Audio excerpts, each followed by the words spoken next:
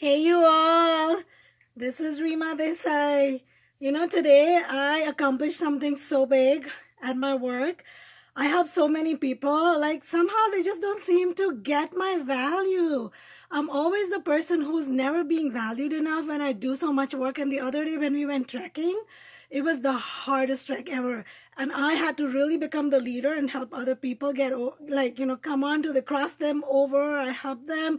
I have such great achievements. Nobody ever seems to understand how great I am. And there's always got to be attention in me. There has to be attention in me. Look at how good I look with this new life setting. Are you getting it? Are you even getting it? Are you getting all the bling bling and the sparkle right now? And the sparkle behind me and the attention. How do I look in this hat?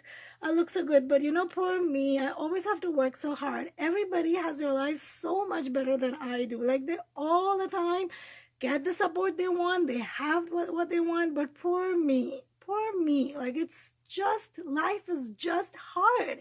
It's never fair to me. And don't you tell anybody that I am, as such, really whisper. I have some criminal accounts in my legal history, but nobody needs to know about it. And nobody knows because I look so good and I'm so charming. And I can charm people with the way I talk. Nobody needs to know about my illegal criminal activity. So today, this is Rima Desai. I'm thinking if I can go back to, I hope you got a good synopsis. The star has to still be on me. There has to be attention on me because that's what I'm talking about today. Personality disorders and obsession. Gotta take some selfie clicks. Gotta look cool. Really good. We're talking about some of the most important personality disorders in psychology so that you crazy people understand psychology is not only about craziness that psychologists exhibit all the time, but it's also about other things that are called personality disorders that are with a lot of empathy. I do want to mention that that's a person's makeup. Let's just look at it as that's how the person has become or is made, and they are doing their best, but that's their makeup. And when we talk about narcissism, we use that word very loosely nowadays, extremely loosely, where you'll be like, oh, my husband is a narcissist, my wife was a narcissist. I hear that all the time. But there's a striking feature about narcissism that really separates a person who really has narcissistic personality disorder versus somebody who could just have generally less empathy than you would want them to have, or show you less support than you would want them to give you. A narcissist personality, I started the video in a certain series. The examples that I gave, the things that I talked about went in the series. So a narcissist personality is the easiest to catch in the first 10 to 15 seconds of every time you meet them, or even the first time you meet them. The attention is always on themselves and the attention is always on their greatness. For a narcissist personality, they are great. They believe it truly, madly, deeply, all the time. They are never at fault, and that stems from an insecurity for losing power.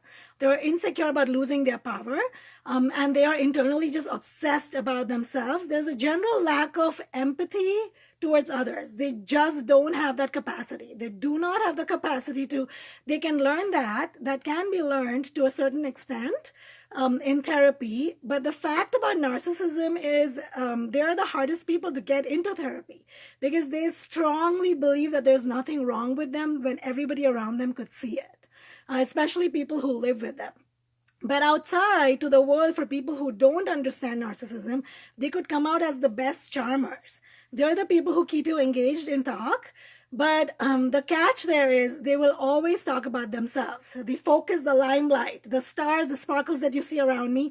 It's all about me. I'm a narcissist. You better listen to me and how great I am and the great deeds that I do, and that other people just don't seem to get it, value it, understand it. They never do. And that's why I have to keep talking about myself all the time. So in the first 15 seconds, you can know if I'm a narcissist, because you will know. I may say hi to you. I may ask you how you are, but that's about it. After that, it's going to be me, my story, and they're great at telling life stories. They're amazing at telling life stories. They come out as very powerful, very dominant, almost bossy. But initially, their whole focus is to charm you, right? So they're going to be very good at that.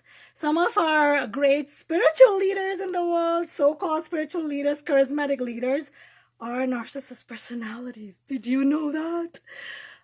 So after narcissism, I'm not diving very deep into each one of them, but after narcissism, let's talk about histrionic personality disorder. That's a disorder where a person needs to be the center of attention. And it's different from narcissism in the sense that in narcissism, they lack empathy and they want to hold the power and they believe that they're the best. For a histrionic personality, it's just that insecurity of if people are not constantly looking at me and I'm not the center of attention, then there's something wrong with me. So they are going to strive really hard to keep the attention on themselves. Let me move out over here. You don't need to look at my closet, okay? You just need to look at me. That's me. That's me. That's awesome. That's me. I'm self-obsessed. So in histrionic personality disorder, there's a lot of the need and craving to be the center of attention. And so they will do anything to keep that attention on themselves. It's less grave, less intense than narcissist personality disorder. If we were to talk about BPD, a borderline personality disorder, I find that pretty challenging. I could definitely not live with a narcissist. I can be their friend. I can't live with them. I can do with a histrionic personality disorder. But a borderline personality disorder is very hard to manage. The reason is they're constantly scared and insecure of being abandoned. So if you heard my initial introduction where I started talking about poor me, everybody is better, everybody's life is better, everybody is, they have the support, everything's easy for other people, but not for me, never, never, never. I'm always the victim. And you could give a borderline personality disorder everything in the world, everything, and yet they will be the poor me. They keep complaining, they keep crying, and with borderline personality, they are also the people who will immediately, when you meet them, sometimes they won't even greet. They may just ask you quickly, how are you? And then immediately they'll start pouring out their miseries. That's how they're different from narcissists. Narcissists are going to talk about their greatness, like, I am great. And that's why some of the charismatic leaders in the world, they're so good at charming you with their speech. They'll give you the best philosophical speech in the world, and you'll be like, wow, this person is like so spiritual and knowledgeable and wise. But they are, not all of them, but there are those that I know. Their focus is for them to charm you so that you will start following them, become their followers, so that like they can bathe in their self-glory. But in a borderline personality, it's not about their greatness. It's about how little their life is and how bad their life is and how victimized and helpless they are. And it's always about that all the time. You call them and they'll always have either the same things or something to complain about, and they can go to therapy and they will tell you that they're doing everything, but somehow nothing seems to click, nothing seems to get better, and they will try to have you as the shoulder to cry on always. So, that's very classic of BPD. Now, when we're talking about psychopaths, sociopaths, and psychopaths, they're categorized together into one category called antisocial personality disorder. I told you, don't tell anybody about my illegal misconducts. Nobody knows that. My spouse doesn't know that. My family doesn't know that because I am a sociopath. I'm pretending to be one, okay? I'm telling you what a sociopath is like. But I am so charming. I'm so good looking. I have the perfect model figure. I have the perfect, charming, sweet, gentle speech. I'm the sweetest person for people in the outside. Very generous, very kind, very, very elegant, very soft spoken, very beautiful. But you have no clue how well I hold my power, how well I hold my family and my people under my feet. Because I need control. I need control because I'm extremely insecure of losing them. I'm extremely insecure of losing my power, and I need to use other people to get to my means. That's why I'm called a sociopath, and that's why I'm categorized under antisocial personality disorder. With a psychopath, it's just a little more severe. They could be serial killers. They could kill other people to get what they want because they lack empathy. Sociopaths and psychopaths not only lack empathy, they lack an inner sense of remorse and guilt for doing things that are bad, for even using other people to any lengths. They can use other people to any extent to get what they want. And they are so good at gaslighting. They're so good. Narcissists, antisocial personality disorders, they're extremely good at gaslighting, where they will somehow put the blame on you and convince you to feel guilty enough that they're either so helpless or they're not at fault. You're the person at fault. Even when they know that they're using you, even when they know that they're the ones who did bad things to you, they're the one who are holding the power over you and control over you. Yet they're so good at that, playing that game of manipulation and psychological tricks, that's how people and spouses, especially living with sociopaths, don't even realize that they've been living with them for years, or even narcissists. But here's the clue. When you know that you're walking on eggshells, when you know that every day you're scared about what's coming next, every day you're scared about, today I'm not going to be acknowledged. Even when I share my own achievement or my own pain, the narcissist personality or the sociopath is going to disregard it. They will not show empathy. They will not understand and hear your feelings. They will not have time to listen to you as much as they want to talk about themselves. Or they will put you at fault constantly. So when you're feeling that constant unpredictability in their personality, and you start understanding and knowing more about these personalities and how they show up, what are their symptoms, you will start to recognize that there are tons and tons of narcissists around us, to be honest. And typically, I think it's said that every individual knows at least a lot more than one person who's a narcissist or who has some kind of personality disorder. And I have known a sociopath, not personally in my life, but in somebody else's life, and they did not know that. And sociopaths have criminal records, and they'll hide it so well. You won't even know. You'll be living with them for years. You won't even know they have a criminal record. They're extremely good at that. Psychopaths are just very intense. They can have very intense emotions and emotional disturbances, and they can literally kill if they have to get what they want. But the idea here is to not reject them. The idea here is to not think low of them or bad of them. But the idea for me to make this video and to enact that way, I acted that way so you could get the sense of it, to be aware. So there's a thin line that you have to draw between, it's good to not judge them and reject them, but that doesn't mean you have to give your life to them and continue living with them and, show your sympathy towards them, because they thrive on that. They thrive on people who have low self-confidence. They thrive on people who are extremely empathic and feeling individuals who are very sensitive and caring. They thrive on that. That's how they keep their power. They don't want people who are going to draw boundaries. They don't want people who are going to start to recognize their manipulation and diplomacy and all of that.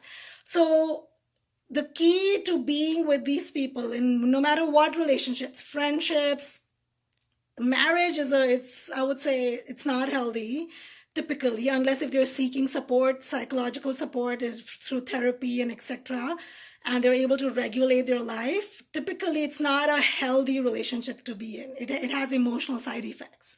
So, but the key there is to keep your boundaries. You have to keep and they're going to do everything possible to pull you out of your boundary, everything possible to keep giving them attention, to keep giving them sympathy, where you're constantly giving, and you feel like there's nothing left for you in the relationship, and you feel very undermined, you feel very unsupported, unheard in the relationship.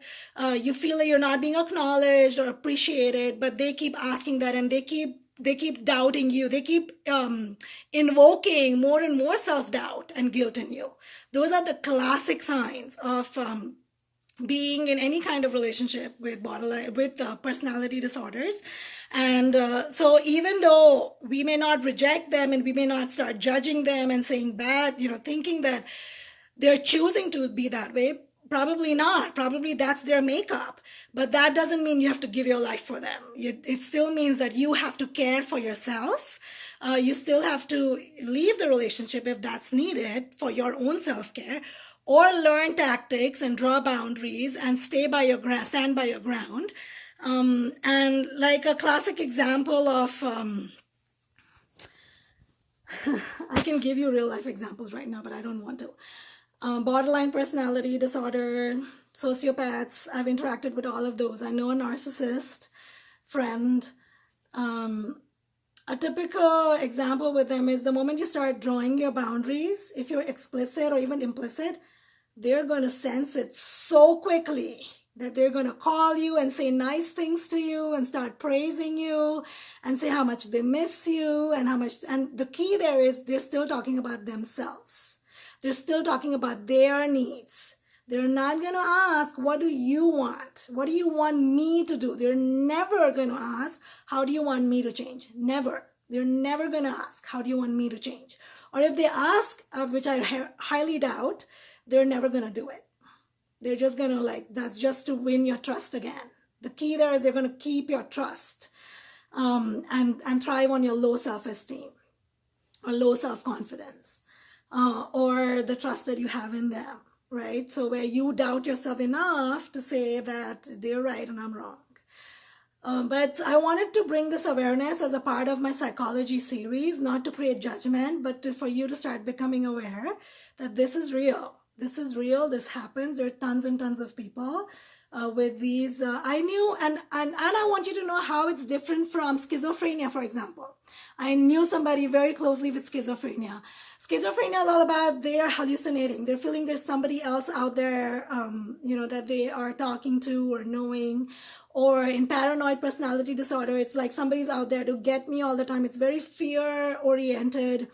Or in dissociative personality disorder, which is very commonly known as split personality. It's a lot about, there's so many different sides of me that I adapt to cope with past trauma. It's very PTSD related, that all of a sudden I become somebody else. So it's not about self-obsessions, right? So in this video, I'm only talking about personality disorders where there's self-obsession. And I work with special needs children.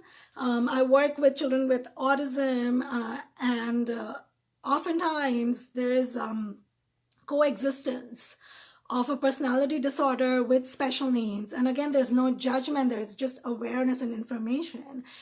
That I've seen that with special needs, like when they look into the mirror, some of them, when there's that sense of some kind of personality disorder going on, they'll just keep looking in the mirror. Like they'll literally be so absorbed in themselves. They'll be oblivious, and they could do that for hours. For hours and hours, they can keep looking at themselves. And you'd wonder, what are they looking at, right? But that's their makeup. That's how they are.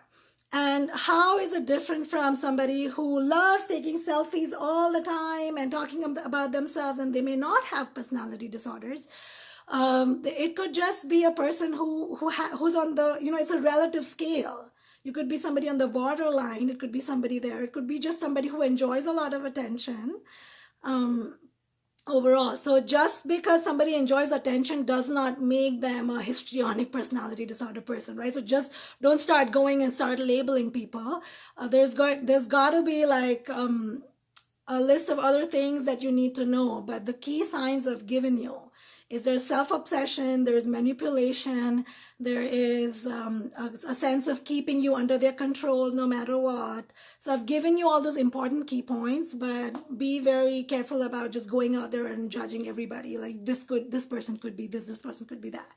But I do follow your inner knowing. Your inner knowing will tell you there's something wrong about this person, like something is off. So I do believe in that. I do believe in trusting that as versus waiting for a psychological analysis exactly. So I do believe in that. You might just know, yeah, this person now I can get it is a narcissist. Totally. After listening to my video, you might be like, yeah, so trust that. And they will not acknowledge your needs. They will not. They may say yes, they may listen to you, but then again, the attention is going to be, but I have so many problems in my life, but I am so great, but, etc., etc. So, and I am closely knowing somebody with BPD right now. It's very challenging. It's really very, very emotionally challenging. And the key is, again, to just draw your boundaries. You have to step away to care for yourself. And I was thinking, is there something else I wanted to mention? How is it different from, there could be people who just could be insecure. Yeah, how is it different from depression or anxiety, or people that are insecure and they feel helpless and they feel others' lives are better than them? Just because somebody feels that way doesn't make them borderline. The key to borderline, the core quality there is a very deep sense of abandonment from everybody or everything who's close to them, especially. They won't leave a job because they're scared of losing the money. They won't leave a relationship because they're scared of, I will be alone. They will hold on to it and suffer and suffer and suffer because they're so scared of letting that go. So that the feeling is consistent through all situations. Whereas in depression, or in mood disorders, it could be at the current moment. For the last several months, for example, something has been happening emotionally to them where they feel hopeless and helpless and they feel like a victim. So it can be a quality that somebody has, a story that somebody has adapted, but that doesn't make them a borderline personality disorder. They could be scared of being abandoned, but it's not like it's hampering their day-to-day relationships and functioning in every single situation. That's how a personality disorder is different from other emotional problems or disorders or conditions where you may see similar qualities, right? So, and I also want to mention that does not mean that they cannot be great individuals in work. So somebody, could be with a borderline personality disorder, but they could be very talented and they could shine in certain fields. Same with narcissists. Like narcissists will make the best prison leaders because you cannot afford to be very empathic. You cannot afford to be very sensitive, or in military. So I like to look at the positive aspect that it's so amazing how God has made the world that everybody has a place. Every single person. Even the special needs children that I work with high autism, they could behaviorally, they could be very challenged in social situations or academically. But there will be I've always seen with all my students, there will be certain qualities that they shine at, that they will be way better than any of us individuals who don't have those, who don't have that special needs, or who don't have a certain kind of personality makeup. They'll be like, one of my students, like, you see his typing, oh my goodness, out of the world. Like, he can beat a robot. So good at drawing, so good at creative thinking, but academically very challenged. Emotionally very oppositional defiant, very like constantly defying authority. So just having those qualities does not make them invaluable individuals. And it does not mean that they cannot be successful in life with their careers. They can be extremely unhappy and challenged in social relationships and social situations, and yet thrive in other areas of life. So that's a holistic approach that I like to take. I do believe that besides the psychology has its limitations, but there's a lot of energy work that I believe in that can completely change a person's makeup, and even release them from, or relieve to a certain extent, their personality disorders. So I do believe that there's a lot of other magical ways, like SRT, like energy work, other work. There's lots of, I don't want to mention all of that, or your access bars, etc., that you can do to relieve those qualities and symptoms. But psychology as a science overall, I find is a very limited viewpoint that humanity has, that humans have, towards treatment and solutions. That's my own personal view. There's no personal attack here to anybody. The intention of this video is to share information and keep you aware. So I hope you better understand that I need attention all the time. You've got to look at my video. And when you're looking at my video, you've got to keep looking at me. Just me. These sparkles around me, you see these stars, that frame? Yeah, that's who I am. I'm a star. I'm so special. I'm so cute. I'm so cool. I'm so powerful. And I will thrive on this power. I'll do anything for it. I'll do anything to keep you under my shoes, under my toes, under my power. Go now. Go and dream about me and how awesome I am. Bye, guys. Rima Desai signing off.